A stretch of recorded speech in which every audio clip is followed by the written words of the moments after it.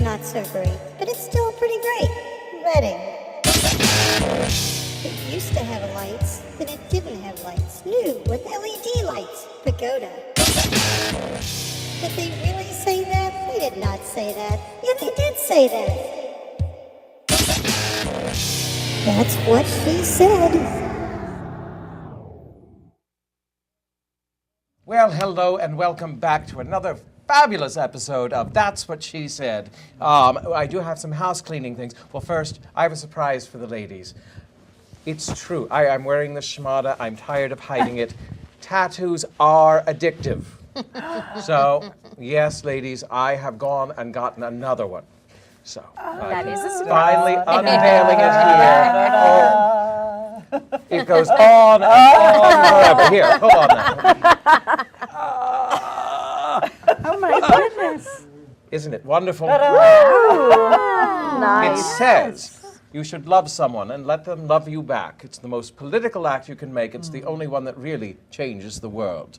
I like that. That is a quote from a dear friend of mine, Penny Arcade. Now, enough with that. We do have to let you know that this is a live program, so you can call in. The number is 610-378-0426. That's 610-378-0426. Or tweet us at She Tweets to Me. Sheila will be watching the She Tweets to Me line. Watching it. Also, another house cleaning thing. Comcast is changing its cable lineup. So starting October 16th, viewers can watch BCTV on Comcast Reading Channel 2.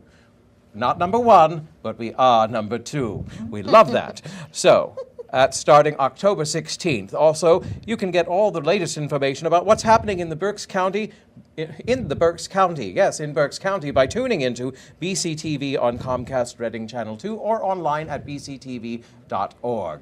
Now, perhaps you have seen, we should do introductions. Oh, I was getting so excited about the guest today. Sheila. Me, Sheila. Sheila Harrington. Is this a new thing or is this still the Oh, same? no, same one. I'm almost done, though. All right. All covered. Yeah, it's going to be huge. It's going to. It will serve as our backdrop. So, Yes. Okay, and I'm Ellen. And I'm Martha. And I'm Kira. And we are That's What She Said. Now, a little lady told me. No, a little later in the program, we are going to be visited by Will Dexter from the Taylor Backus Glass Studio. But before we do that, we're going to show you a few clips from our little jaunt out to his studio. So let's start the show with one of those. Roll it. Hello, here we are. We're heading out for an outing at the Glass Blowers. What's it called? Taylor Backus Glass Studio. Taylor Backus Glass Studio. We're very excited. You'll see I have a little mask here. I have a little, I think it's the swine flu, actually. So I'm trying not to infect my fellow ladies. So we're actually running late, so we should get on. We'll see you soon. So we're on our way to Boyertown. And what's your friend's name, Martha? My friend's name is Will Dexter, and I've known Will for about 15 years. He is a glass artist. He's taught at Temple. He is an amazing man, one of the nicest people I know. You know, like the artists that I know that work in glass are like the famous ones like Chihuly, which do the big, huge things. And what kind of things does he do, like specifically? He does some very large pieces. He has a signature that a signature in his pieces that you will see. He uses some gold leaf glass within the piece. And I've seen his glass, saw a piece of his glass in North Carolina one time in Asheville, and went in and checked, and it was in fact Will's piece. I will not mention Chihuly. It'd be like going to Rembrandt's house and talking about Thomas Kincaid Well, it would be best not to mention Chihuly. Okay. Because Will has some very strong opinions about Chihuly. He's an interesting, wonderful person who never started out as being a glass artist.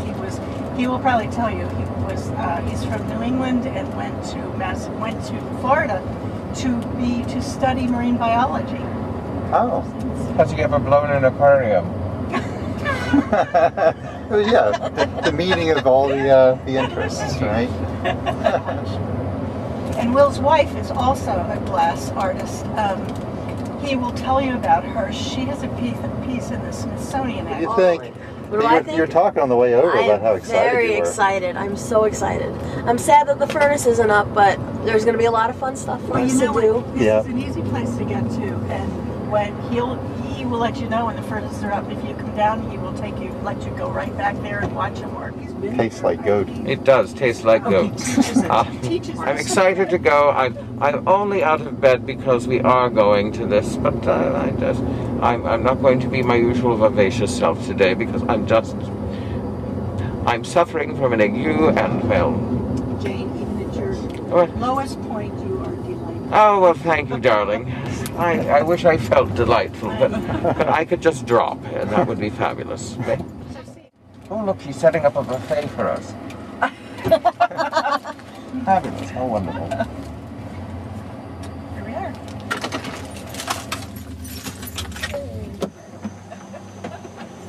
That's it. Totally getting Another adventure. Here we go.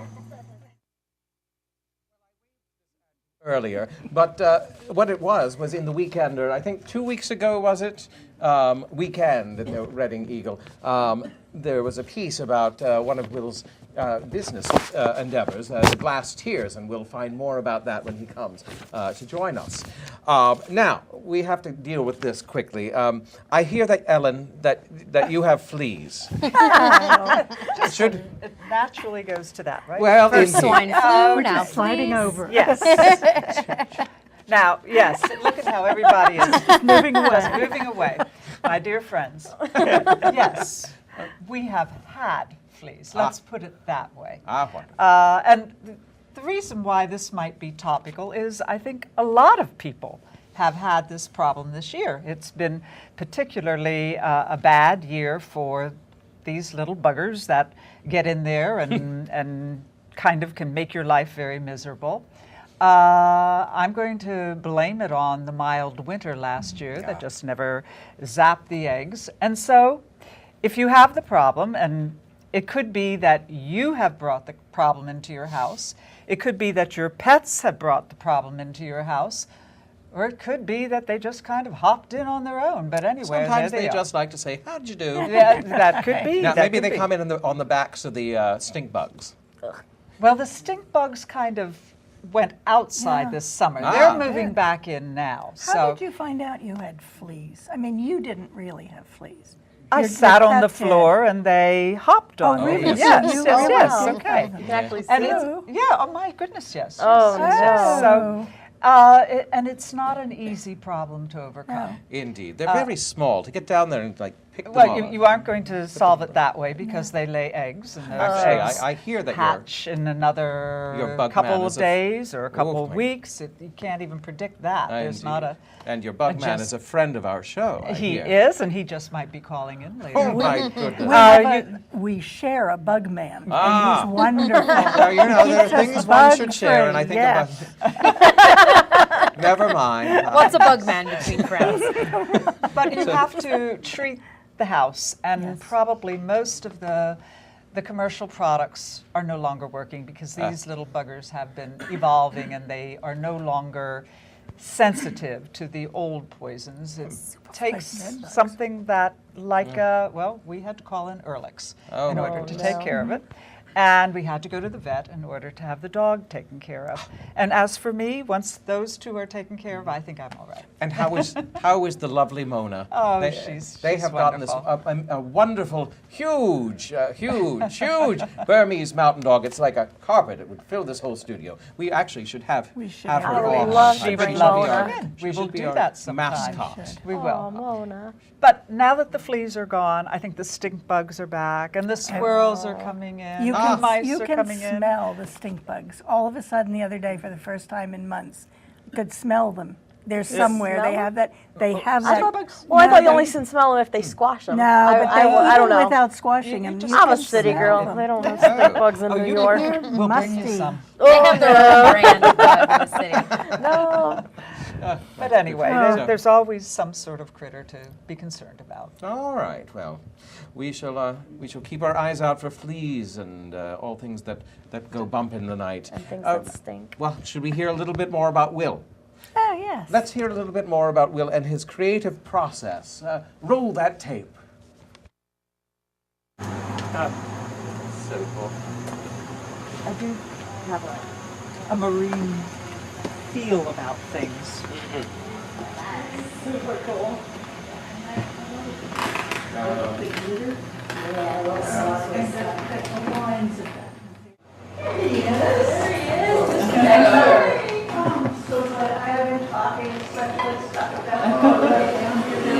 I'm terrified. This is Will Dexter. James Street. Hello. I'm sorry, I have a swine flu. I have to. That's fine. What's your name? James Street. Hello. This is Ellen Gallagher. Hello. And Sheila Hi. Hi, Sheila. dying to get you. Yes, I have. Well, welcome. Glad you could. Oh, by the way, this is Etta. Etta is responsible for how you see what you see here. I can go in and make what I want. I can work the way I want to. The people that work with me can do that too, within reason. I mean, we have to be pragmatic, but it's an amazing thing to be able to have an idea and then pursue that idea. I was told I didn't have a future in art because when I was in 6th grade, Carol Kaufman could draw a perfect horse, and I couldn't draw dog do. I couldn't do anything. And so I was reprimanded by the teacher and told to just forget about art.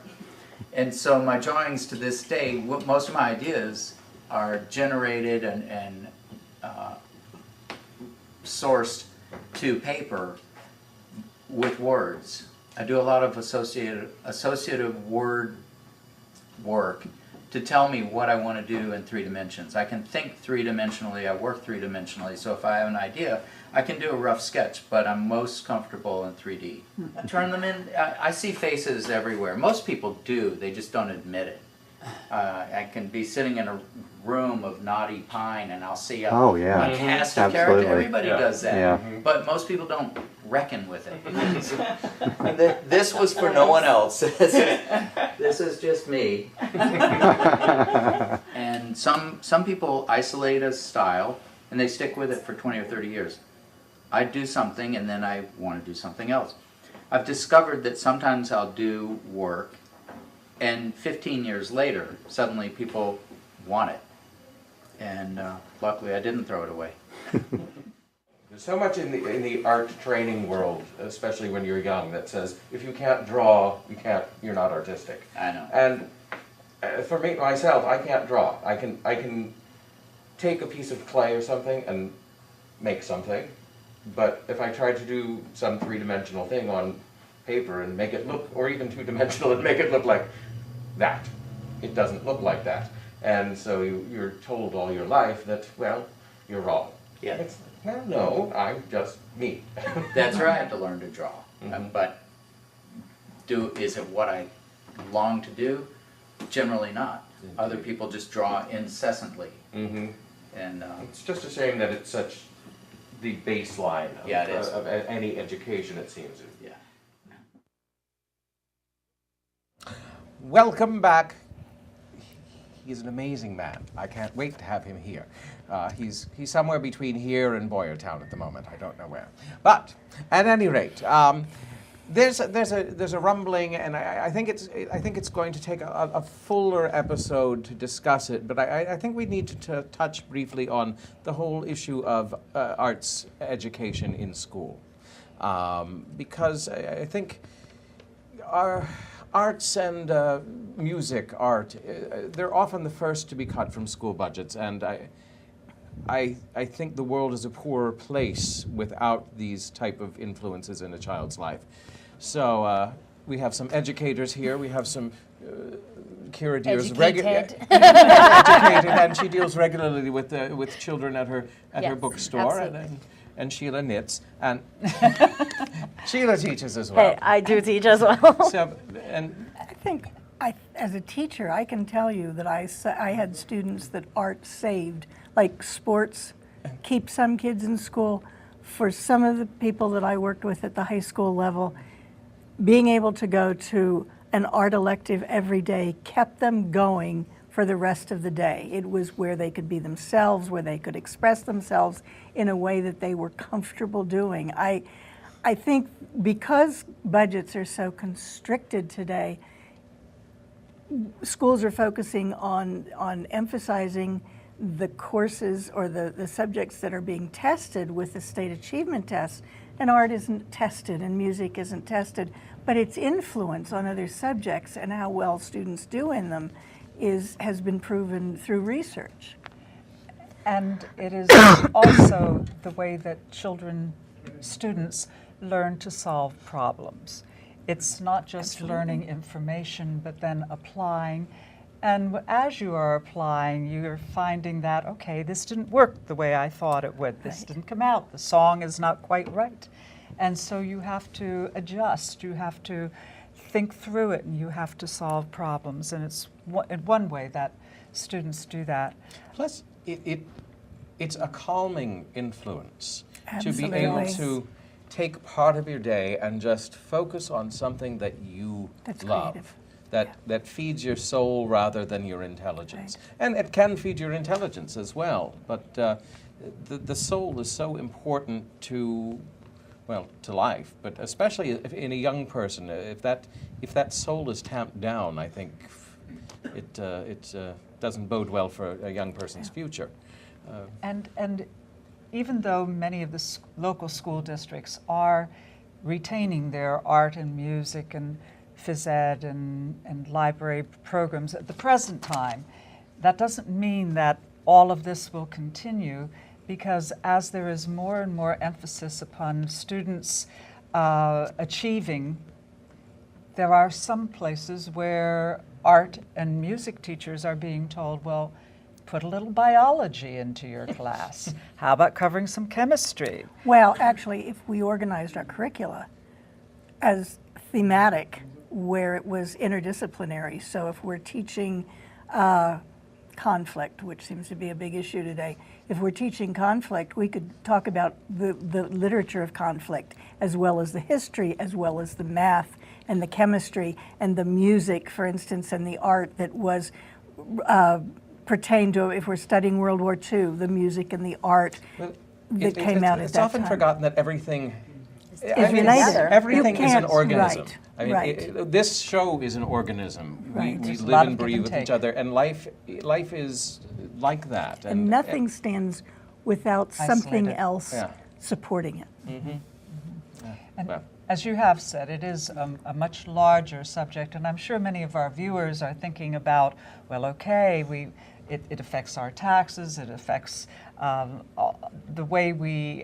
the amount of time our students spend in school, the amount of equipment they need, the amount of supplies they need, and but there are so many different issues that we have to think about, and as you said, maybe it's a good idea to get to this as a broader subject sometime, and I'm sure there are many people out there who would love to address the subject. And not just to talk about the arts generally, not just music Exactly. and visual art, but drama, and Well, here Dance. we go Writing. with a gentle segue provided gracefully by our wonderful producer, Jamie.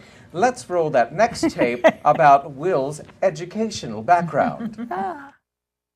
Well, let me just tell you, this past May marks our 25th year. We've been in this building 25 years. I fell in love with the place the first time I walked in. It was completely derelict. It was a mess, leaking and so forth. But the industrial flavor and then the concrete annex that's ideally suited for a glass blowing studio just all made sense. So I got very lucky and I got the place. I've been working with glass for 38 years. I was in college. I thought I would be either a marine biologist or a psychologist or a linguist. Those were my passions. If you can have a passion when you're basically just post-pubescent. I was I was having a little too much fun when I was in college, so the labs became an issue. They were in my way. And at the same time, a couple of my friends who were in the arts, I took an art course, and that led to another one. You know, you start off on something simple, and it leads you to harder, worse things. So I started with some painting and drawing, and wound up deciding, literally in a moment's bolt of light, that I wanted to learn about glass. So I was in Florida, it was May. I made phone calls all over the United States. A month later, drove from Florida to Helena, Montana, and I thought I was going to be on a mountainside with grizzly bears. Helena's actually a pretty nice town. And I worked at a ceramics foundation, which for a very brief time had glass as a program. I took a 3-week workshop in 1974 and never looked back. There to Wisconsin, to Seattle, ultimately realized that I wanted to complete my education. So that's when I moved to Tyler. I already knew people in the program at Tyler from my time spent out west. And so I drove cross country. They had a place, we lived at a place called Rainbow Farm, and I'm still in touch with some of these people. I mean, this place was a hotbed of creative people, many of them working in glass as their field. And so that's how I got here, in a circuitous way. When we moved to Boyertown and started this business, we wanted to be able to make work that was way, way more accessible to the public than the work we were doing as our own, as ourselves. We needed an alias. And so my mother's maiden name was Taylor. Carla's mother's maiden name was Bacchus. We get calls all the time from people who know Taylor personally. Can we now say that too? Oh, you see how it really is important to just follow your dreams, and because many times you don't know what your dreams are, and sometimes they just sort of hit you in the head, and you got to go after it. Now, well, one, we have to let you know that our next episode, it would have been good if I would have prepared. Somebody look up when our next episode is. It's the night before November, Thanksgiving. the night before Thanksgiving, and all through the house. There'll be dancing Santas and perhaps a mouse. Yes, we're planning a holiday extravaganza for you for our next show. It's the 21st of November. Remember, the 21st of November. Now, I've got a question. The other day, I was driving along in my little de chevaux, and by the way, this has inspired me. Now that I'm getting tattooed, I think I'm getting a Harley. I think that, so look out, I'm soon going to be zipping down the highway with my hair streaming out of my little helmet, of course, on my little bike. Anyway, so I was in my de chevaux driving down the West Shore bypass, and suddenly somebody zoomed in my thing, and my life flashed before my eyes. Now, it was quite fascinating, and I was enjoying it, and then I realized, well, I should get back to looking at the road. And yeah, naturally, I didn't die. Well, I almost died from the swine flu, but that's a different story. But I was interested, have any of you ever had a near-death experience where suddenly you thought it was going to all go away, and you saw that Almost flash? daily driving in the Reading, Berks County area. Yeah, cell phones. It's one of the reasons I now drive a Jeep instead of a Buick or a Chrysler convertible, because I was so low that there's people in their navigators were just looking over me, talking on their cell phones. I had some really near-death experiences from that, and truck drivers who didn't see me. So yeah, So you just got bigger. I got Bigger and higher. higher. How about you, knitting lady? I have. In fact, I had a terrible car accident years ago, and I fell asleep behind the wheel because it was 3 in the morning coming home from work, exhausted, and I fell asleep for a split second and woke up right as I crashed, and that was just it. So, I mean, I pretty much remember that, and that was about as near death as you can get. Yeah. Oh, my I goodness. severely damaged myself, but yeah, Well, I'm Wow. that was glad pretty you scary. did survive. I am too. Otherwise, I wouldn't be here knitting this Well, blanket indeed. for us. Is this a gift for us? Is this our Christmas Yes. gift? We'll find out. The That's joint, right. the joint snuggies. Indeed, it's- With it's- all it's- sorts Right, of I'm making farms in 10 it. sleeves. How about you, Miss Helen? I'm sorry? How about you?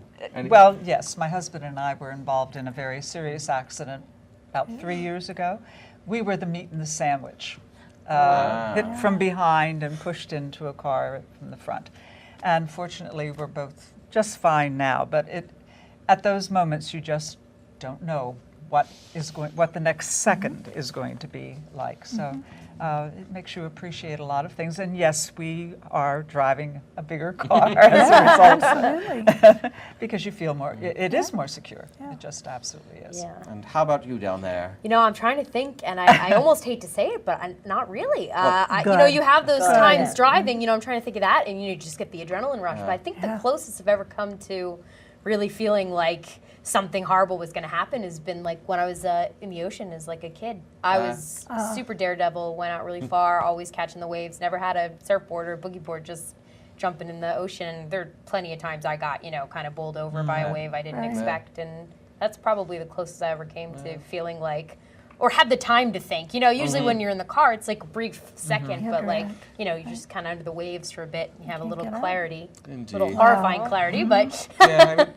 I think it's important, yes, because I think we have to remember how precious life is, Absolutely. and Every moment. and enjoy living it to its fullest, and Without our phones and Without- our steering wheels. without our phones. This is a recurring theme on this show. It really is. Just contact with yourself and your environment. yourself. Keep the Right. electronics away. All right, we're going to go back to Will and see how it's done. Roll that tape. This is the furnace. The furnace is cool now. I'm sad to say. Actually, if it were hot, I wouldn't be standing here, first of all. And second of all, your camera would probably be melting in your hand. We had to work in August when it was 95 and 100 degrees outside. We have a thermometer in here and it was 130. And I brought in recruits, people who are really experienced, good glass blowers, good friends. And we had 60 pounds of block ice and towels and water. And I thought that I was going to have to take someone to the hospital with heat stroke because of that. I'm not entirely apologetic about not having the furnace running. Last time I lit up, I was on for a year, 24/7. It's prohibitively expensive to keep this on unless there's a big project or we're in our peak season. Pretend this is full of glass and I'm not burning my arm off because there should be a door here. Gather glass on a blowpipe. It's molten and liquid and dripping off. You keep the pipe turning. After about a minute and a half, it cools enough to become solid. If we want to, at that point we begin adding color to the glass because I melt clear. When it comes out of the furnace, it's orange, but it's actually, when cool, it's clear. Then you go in and you take another dip and build layer upon layer until you have the mass that you want. And then you start blowing through the pipe. When a tool or when anything is red hot, glass will stick to it. Glass is just sticky like honey, but it will only stick to things that are hot. So this is red hot. You go in, coat it in a layer of glass, and then attach it to the bottom of this beautiful piece. And you get the whole piece. My new assistant. So you're holding this. I'm using these jacks.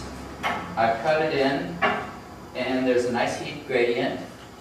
And then I hit the pipe, the glass breaks off, and now it's your piece. This is used to shape the glass. And you scale the block to how much glass is at the end of the pipe. You come over here. These are called glory holes. They run just during the day.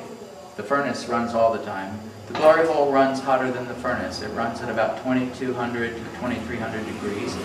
The only thing it does is heat our glass. So we work the glass for anywhere from 30 seconds to 2 minutes, depending on the thermal mass, which is how much thickness there is. And then we reheat. Then finally, it's time to take this off. Use a drop of water and a little bit of heat here. Here, and you get to help me again. Okay. Now, well, yeah. Why don't we pretend you have Kevlar gloves on? Okay. And I'll break it off. You catch it, and then I'll run over. Your hands are beginning to smoke. Boom! It's in there for 2 days. Well done. Oh, thank you very much. And we do cook with everything in here, by the way. I hosted a wine tasting and we cooked using hot glass. We made pasta and sausage and bread and roasted garlic and roasted tomato using molten glass. It was really fun. We'll have to do that sometime. I want to go to a dinner like that. That would be amazing. Now, Jamie, our dear producer, has written something here, and I can't remember what exactly the connection is, nor can any of the panel. We're discussing Halloween traditions because, of course, we won't have an October show because we're bi-monthly, and, well, I'll do this now. Just a reminder, we are on every other month. Our next is November 21st at 9 o'clock. And just as a reminder, on October 16th, BCTV is moving on the Comcast channels to Comcast Reading Channel 2. So, there we go, to Channel 2. Well, he has written here, Halloween traditions, and woman locks herself in a freezer. And for the life of us, we can't remember how these two things relate. So, what are your Halloween traditions, and when do you lock yourself into a freezer? That came about when we were talking about last Halloween is when we had that terrible storm. Yeah, And limbs were down, and we had a huge limb across our front porch that was removed just in time for the Halloween trick-or-treaters But to come. did you lock yourself in? No. But then we were talking about Katrina, Yes. and a woman who saved herself in the terribleness of Katrina by locking herself in the freezer. Wasn't that it? It I was thought it was actually in doing New a York. tornado. Or a tornado? Yes. In and New York, it- I thought you said. Well, we had kind we of were figured debating. out that maybe, because it was at the time of the tornadoes in New York, Right. and then Jamie, who comes from Florida, said, no, it would have had to have been in Florida. Oh, wait. Everything weird happens in South Florida. Africa. This was the thing. We looked up and it was South Africa. Oh, there we go. Well, no, this woman was in Tulsa, Oklahoma. Oh. There we go. And it was during a tornado, and she thought it would be the safest place to be. They found her 5 days later. Wow. And she had frozen legs. Oh. Other than that, I guess she's So for all right. all of But it has us, nothing to do with Halloween. the way our minds worked, it did. That's us in a At nutshell, some right point there. in our past, these two things related somehow. But don't try it at home. No, Don't try that at don't try this at home. But I bet you're wild for Halloween. You know what? One would think, but I actually don't really do much. However, 2 years ago, I started carving pumpkins for the first time, and I am psyched to carve my third pumpkin this year. Fancy? Yeah, Do you really? I do, and I bake the seeds and everything, and that is my Oh, yay. favorite Halloween thing. Is that Pepitos? I don't It's know. the insides of them. The- I forget that's what they're Pumpkin called. seeds? Yes. I don't know. I have I a friend who don't calls them bacon seeds because once they're roasted, he thinks they baked taste like Tastes bacon. kind of So Oh, we they- call them bacon Uh-oh, seeds. I'm being told we have to move along to a break. Well, we will be back with you in just a few moments after we take a little break, and we are going to go from the break into our next Will Dexter segment, which will be showing you some work samples from his studio. We'll be right back. TV.org. Be informed, be involved, be a member. For membership information, go to www.bctv.org/support/membership. For other stories and information, go to bctv.org. Do you want to go on a little tour first? That would be great. Yeah. Okay. I'm going to show you some stuff, and I'll do it. Well, I want to show you new, old, everything, and we made the signage. So these glass blocks were mounted in walls, about 5 foot high. See the brick walls. Yep. And under the blocks were LED lights, and each wall had our glass spelling the name of the community. I'm afraid to move. I know, I'm afraid Glass to touch all over, stuff. and I could, well, bull in the glass shop. Sheila, here. I'll give you the camera and you can walk backwards and do it. This is the piece that his wife did, and Will can tell you about the process that she developed, or that she researched, and has a piece, I believe, in Smithsonian. Yeah, I just can't get my fill of this. These are the archives, and in these archives are things that would probably be responsible for giving me the confidence and the impetus to continue pursuing glass. As part of the cabinet are pieces that I was doing when I first moved to Pennsylvania in undergraduate school. We've been fortunate to have jobs doing things like the Pagoda Awards, and we've done work for the Reading Hospital. We did the installation in the N wing, the new N wing at Reading Hospital in the cardiology waiting room. I try to utilize what glass can do, the properties of glass, to capture and convey ideas. And in the case of the waiting room at the N wing, people are in that cardiology ward usually because of something that's a source of stress. Or they're in there because of stress. Take your choice. I wanted to put something in that space that was calming. I'm familiar with the ocean and oceanic imagery, and sitting on the edge of the sea can be extremely relaxing. And I've gotten testimonials sent to me from people who were in that wing, just explaining that that's exactly what happened. They went in, they were feeling uncomfortable, there was something the matter, and this gave them a sense of calm, and that's the best you can hope for. Then I started doing these heads. You can't tell these are heads, but I like making figurative work because a big molten blob of 2,000 degree liquid with a few deft moves will start looking at you. It talks back. Oh yeah, yeah. Those heads were really fun. They're probably some of the more difficult things I ever did. I was going to say, how do you make something like this? I make plywood forms, Yeah, right. and while my assistants are gathering glass, I get wet clay, and on the inside of the plywood clamshell form, I fabricate all of the expression using wet clay, coil-built wet clay. Then from above, we drop this huge bubble into the plywood form. Smoke, fire, steam starts belching out, and you blow and blow and blow until the clay has impressed itself into the glass. Then you open the plywood, and out you come with this giant piece of bubble head-shaped thing at the end of a blowpipe. I was going to tell you about glass tiers. These are our standard tiers. And these are cremation tiers. This was our early example. This is cremated remains embedded in the glass. But now we do it a different way. We make a hollow form, and then we heat the form to 200 degrees, and we heat the ash to 200 degrees so there's no moisture. And then we put the ash inside the tier and seal it. So many urns are so boring. And often they're either tacky, trite, or ugly, or all of the above. My mother-in-law is in a cast bronze turtle from China. I don't want that.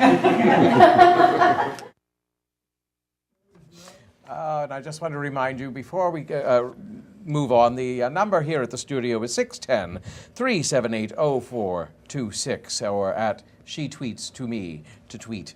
Now, we have magically been joined, as if a big glass bubble broke, and here he is, Mr. Will Dexter. Thank you for joining us. Yay. It's an honor. Thank you. And I have to say, the tour that I hosted when you were at the studio was so fun. It was really, it was a pleasure being prodded. You asked We're nothing if not prodders. Yeah. but it's good to be questioned by the outside world, because I live in my own little bell jar there, and suddenly I was being held accountable, and it's wonderful. I have to assess what I'm doing once in a while. So thank you. Thank you for inviting us. It was a lot of It was a fun. magical day. I have a question. And this is just a really, well, there are no stupid questions, one says. Why are things orange when they come out of the fire? Why is something clear orange when it comes? Why does heat make things orange? You weren't prepared for that one, were you? I absolutely wasn't. I had a plethora of analogies, and you threw them all out the window. Usually matches are blue when you light them, and by the time they're hot enough to burn your finger, they're orange. And I believe there's a master color coder for heat. And that color coder decided that anything hot should be orange, because often it's a somewhat repellent color. A lot of people don't like orange. And so that would be my answer. It's completely I like how you checked the theoretical. candle out to make sure no one was wearing orange while you were saying. I don't know. I have to tell you, I made some very large heads years ago, and they were predominantly orange, because I actually kind of like orange. And my wife was pregnant, and she had an immediate gag reflex. She would wow. she would see one of my orange heads and literally have to run to the bathroom to heave. And so I think that my theory about the color orange may be truer than I realize. Well, Does anyone have a real question for perhaps Mr. Dexter? not as scientific, but maybe more of an explanation. Do you have large projects on the horizon right now? Some things that you're excited about? Large is a relative word. I'm excited about every project. I have an odd motto. You learn to love what you're doing because it's a gift. And so even things that aren't large and that could theoretically be somewhat mundane, you get excited about them, because if you're not excited, it's going to show through. Is it true you're doing something at the Reading Museum? Yeah, thank you. That was perfect, because I was hoping that I could stay on track. We were here to an guide you. an honor project and a pleasure project, and a somewhat large project is being delivered as we speak to the Reading Museum, starting September 28th or 29th, and going into January. The Reading Museum is featuring a show, museum-wide show called Gone Wild. Animals of every description, every purpose,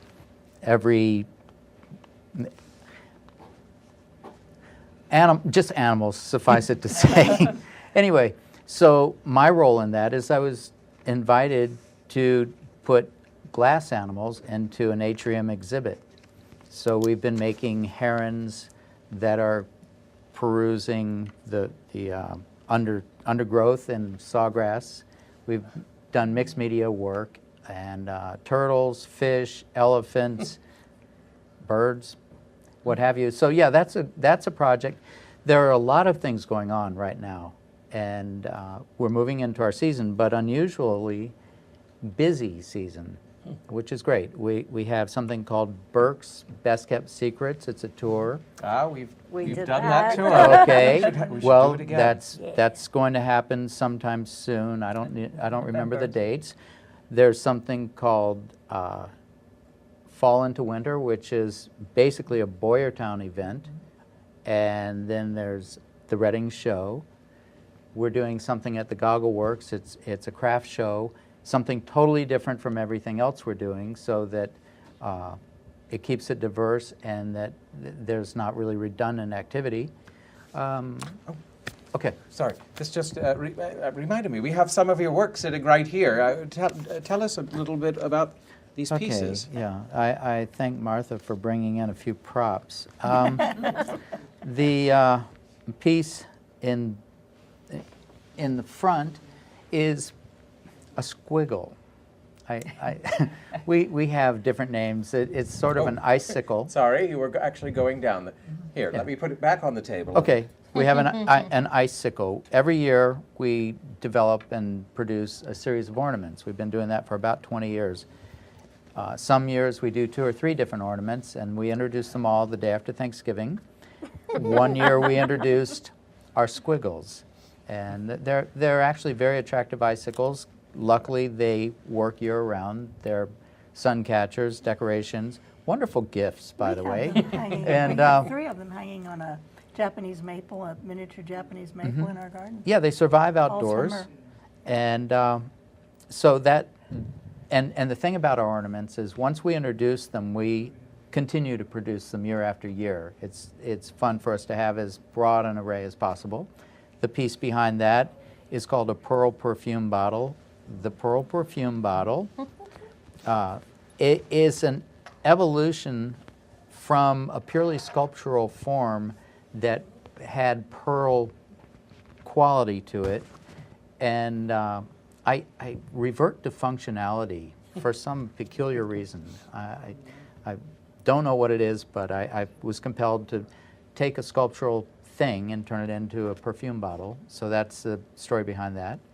That was from a body of pieces I did in the early 80s. Behind that, we have a miniature drip bowl. To the side, 'cause, yes.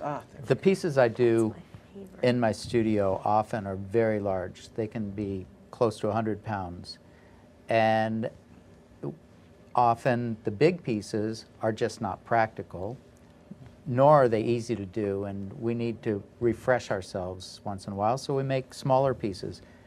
And it's great because people can actually deal with them, they can buy them, they can take them home. So it helps us and it helps the public. I'm just in love with the color. I mean, if you go to Will's studio, and you should, in a moment we'll tell the viewers where that is. But the riot of color and shape and form that's all around you in the studio is amazing. Where can we see this studio? You can find us at 2nd and Washington Street, 150 South Washington Street, specifically, if you're going to use a Google map, in Boyertown. And if you're using a zip code, it's 19512, next door to the Boyertown Post Office. You can park in front, beside, or behind the building. Yeah. And is the furnace on now? The furnace is going to be lit tomorrow. Oh! I'm so excited. And I will be up. Yeah, we want to watch. This will be the 25th year of lighting the furnace, and unfortunately we can't just have a big bash and light the furnace and open champagne because it takes 5 days for it to heat up. That's a lot of champagne. That's a lot of champagne. We'll give it our best effort, though. Let's go And so on. by next week, by next Wednesday, I hope that we're blowing glass. And we welcome the public. We love visitors. We like to entertain groups. So, All right. and we also offer classes. Well, we're going to have Will narrate a little bit of his work. Here's a clip of from his studio. Well, my first comment is ouch, because it's really hot. You have no idea. That furnace, as we speak, is about 2,300 degrees. And we've stepped into the middle of the process. We began, as you saw earlier, I think I may have demonstrated during the visit, gathering glass. But we're finishing a piece that has already been broken off of the blowpipe. And every 2 minutes we have to reheat it, but we're manipulating the form now. We're really working hard to achieve a certain form that has a lot of movement, and it requires a fusion of finesse and just hard work. You may have noticed I pick up the front of the blowpipe near the heat, and one of my assistants is turning the back, and there's yet another person. This is in front of our big equipment. One person whose only job is shielding us from the heat of the glory hole. Now we're just stretching one side. This is all about form. And Jane mentioned color. Well, glass is wonderful. I think probably more than any other material. begs to be used with color because it's transparent to a greater or lesser degree, and it allows light to determine what you're seeing. It changes with every angle of light. It turns light into color. So now we're using a torch to distribute heat so that the whole piece is evenly heated. Otherwise, if one part's too hot or one part's too cold, it will break. Sometimes when the piece appears to be finished, we have to keep heating it and keep heating it and keep heating it, especially big pieces. Otherwise, it won't be evenly heated and we'll break it off, which we're doing now. How much does that weigh? That's probably about 45 pounds. We're putting it into an oven. By the way, we build all of this equipment. Now it's locked in an oven that's 960 degrees. It will be in that oven for at least 3 days, cooling to room temperature. Goodness, that's amazing. Have you, look at me, Miss Disaster. Have you ever been in that process and had that beautiful thing in process and just dropped it? All the time. We were all Must be talking. We were in heartbreaking. your studio, and we were in the archive room, and twice we heard these crashes from out front. We were all like, "Oh my!" And you were just like that, and the speed. Yeah, probably I one guess of our you'll get used to customers. it. Oh my goodness, that was shocking. At least it wasn't us. Yes. I was curious about that outfit, that kind of hazmat suit. What is that made out of? That's Kevlar that's coated with aluminum, and it's purely to protect us from the heat. Yeah, sure. I have some scars that aren't as pretty as your ink, and they are from radiant heat alone, not even being touched, but just being exposed to radiant heat. So if you are near a piece that big, carrying it the way I was carrying it, your skin would literally boil. It's pretty hot. That's. I'm at a loss for words. That image will stay with me for the night. It's just amazing that something so delicate and gorgeously crafted can come out of something so dangerous. I just love that idea. Yeah, we consider ourselves sort of extreme glass makers. Occasionally we go into the studio and we'll make a lot of drinking glasses and small tame things, and I have great respect for people who do that. It's a very, very specific and difficult skill. We go in and we just go crazy. We use lots of gathers of glass. We're handling 80, 90, 100 pounds, and we want to use our whole bodies and not just our fingers, and it's a much different kind of dance. And that's one thing. Oh, sorry, go ahead. I was just going to say, and the people who work with you, they obviously have a lot of training as well. Are they Tyler School products, or have you trained them, or? All of the above. Okay. It depends on the crew. I've had so many different wonderful people. I almost reinvent the studio every time there's a turnover of staff. But presently, the people that work with me are people I met while I was teaching at Tyler, and now they work with me. And they're fantastic. Everybody, when you work as a team, everybody understands instinctively what needs to be done. Anybody could switch positions, and it really is ballet with this. It's like twirling. This is one thing Yeah, that Martha was talking I've been about. in your studio when you were making some big pieces like that, and you had 2 or 3 other people working with you. And in fact, I was there one winter day, so you had the back door open to keep things cool. And there were 2 dogs that walked in and out, and they seemed to know exactly where they were to go. So there were all these 4 men moving about with these poles with hot glass on, dogs walking back and forth, and it was really one of the most beautifully choreographed ballets I've ever seen. That's it was wonderful. just, everyone had a sense of his own space and everyone else's space. It was just wonderful. We're down to about 3 minutes. Is there anything else you'd like to impart? Certainly, it's been wonderful having you here. First and foremost, thank you for having me.